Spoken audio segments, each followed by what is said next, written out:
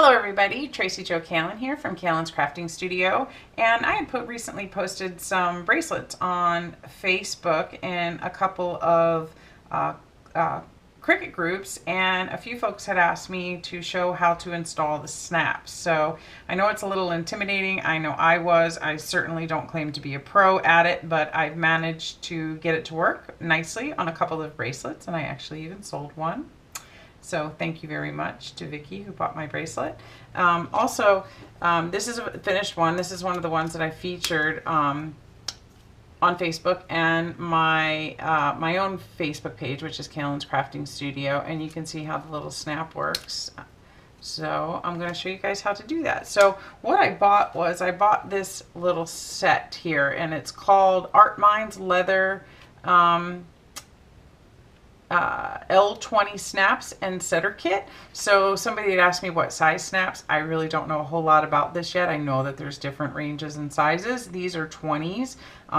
It's a perfect size actually that works well with this pattern of the bracelets. This is actually something I thought I would try new. This is more like a cuff, and I found this pretty what they call a connector on the front of it. I also wanted to share that I found these amazing little brads. One has some bling on it. I don't know if you guys can see that. It's a little difficult to see, but it kind of matches the bling in the center. And the other one is really cute. It has little hearts on it. So I kind of use those here.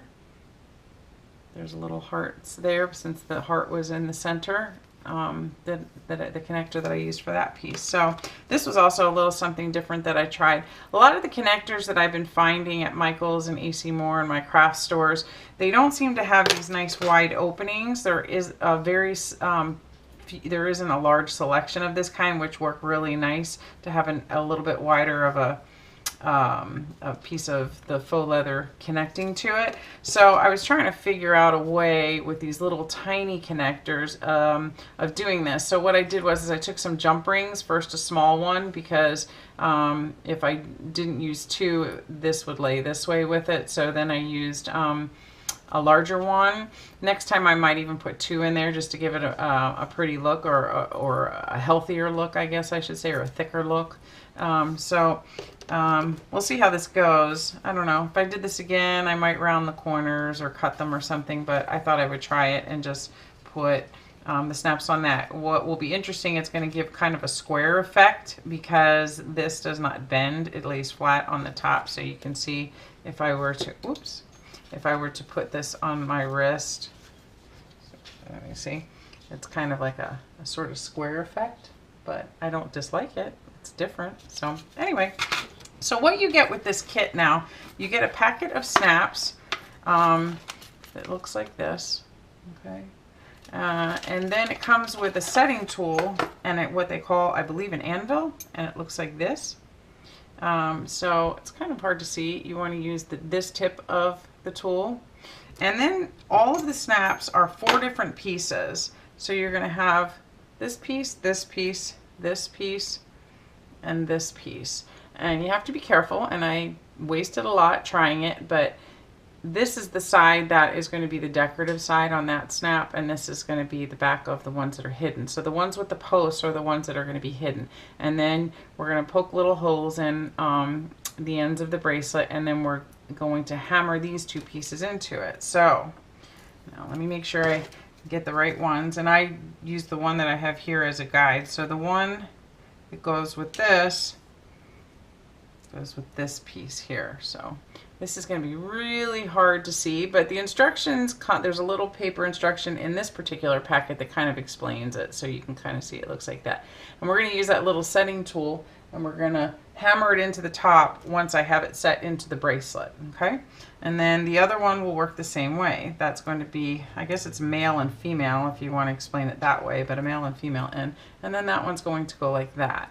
So now you have your 2 pieces plus your anvil. So what I found, I have my Anna Griffin, I think it's like a 6-in-1 tool. I think it's Spellbinders. I got it off of HSN. You could certainly use your Cricut piercer as well. I've used that. This one's new and it's nice and sharp, so I've been using that one instead.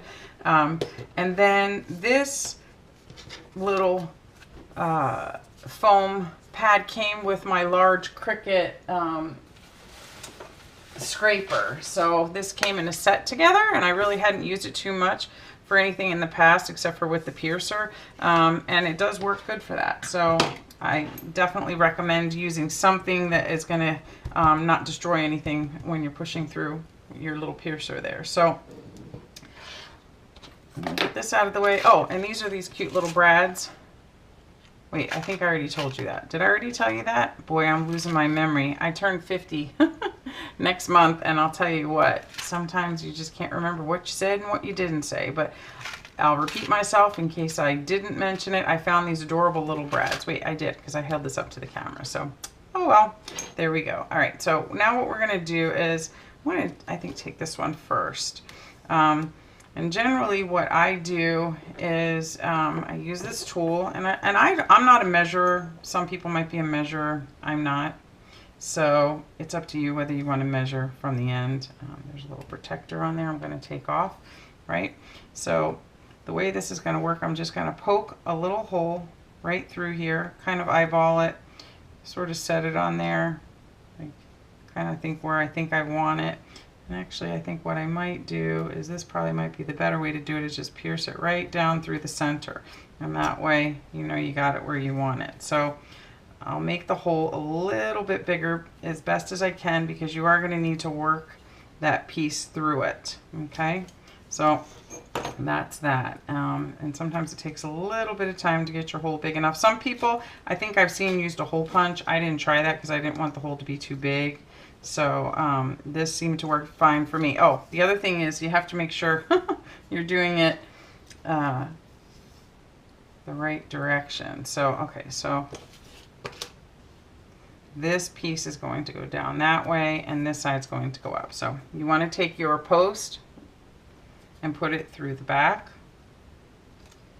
and just work it so you can get it through your leather. Now these pieces, there's 3 pieces here. Based on, there's a piece of cardstock in the middle, and then there's 2 pieces of the faux leather that really, I think I'm going to work this, make it a little bit bigger. I'm going to put this back in here, and I just kind of stretch it a little bit, a couple different angles and directions. There we go, that's a little bit bigger. Hopefully this will go through. There we go. So that goes through like that, okay? So then this snap is going to go on top, and this is the part that I'm going to do off camera. So what you would need to do is you take the little setting stone, or the little setter, and you place it right in the top of the hole, and it fits right in there. That size is made to fit in top of these. And then you take your hammer, and you have to do it pretty carefully. Oh, actually, I'm sorry. You have to put this little anvil underneath there. Okay, like that. And then you put this in there like that. And then you take your hammer and tap it down. You want to give it some decent force, but again, I don't want to do this on my wood desk, because what will happen is we'll get some bounce in it, and then it doesn't allow for the metal to crush properly. It kind of goes off to the side, and I have ruined a few trying to do that. So I don't know that you're really going to be able to see what a finished one looks like deep inside there. So that's what you do, and it just goes through like that. So I'm going to stop for a second. I'm going to do this off camera, and I'm going to show you what it looks like. Be back in a second. Okay, I'm back, and you can see that that snap has gone in. Sometimes it gets a little bent from the anvil on this side, but usually if you just tap it with a hammer, it'll flatten right back out. So it probably took about 3 or 4 good taps to get that to flatten out in there, that little pin. So now I'm going to do the same thing with the other side. This time I'm going to have to flip it over, because I want, actually no, I'm not going to flip it over. Yes, I am going to flip it over because of where I want my little pin. I won't be able to use the tip of this, so actually I'm just going to do it this way, and I'm going to try to eyeball it. So again, I'm going to take my piercer, and I'm going to go right about there. I'm going to go right through, okay? And I'm going to pick it up, push it through, really work it. The pleather's nice. It won't rip. It doesn't seem to rip. It's pretty workable, I guess you could say. And there's a good size hole there. So, alrighty. So this one, we're going to put this through the top because we want that to be on the top layer. Got to work it a little more. Sometimes I'll go in and work it from both sides, and that way just help us open up that hole a little bit more.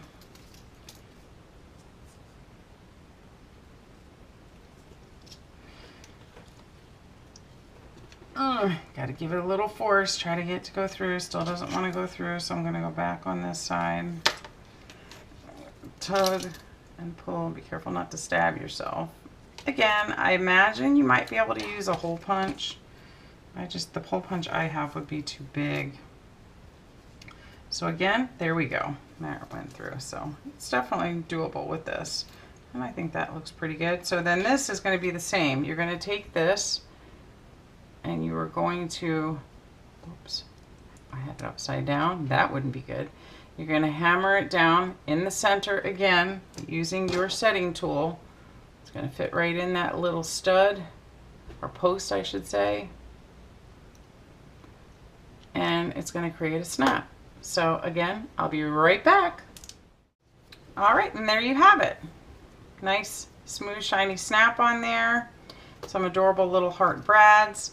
Really cute for a Valentine's present, right? You could also use the black. I did, I have another one of these actually that I think I am going to make one in black. And there you have it. And then that just goes like that, and it snaps like that.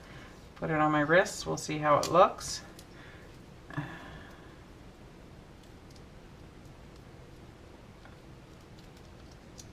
Sometimes it's hard to get a bracelet on with one hand. Actually, I stink at it. There we go. There we have it. Pretty little bracelet. Okay, well, I hope you all enjoyed this video. I hope it was helpful. Again, I'm certainly no expert, but that's how I did it. And if you have any questions, certainly leave a comment below. Or if you liked my video, please subscribe to my page. I hope to be able to posting more and more tutorials. So thanks everybody for watching. Have a great day.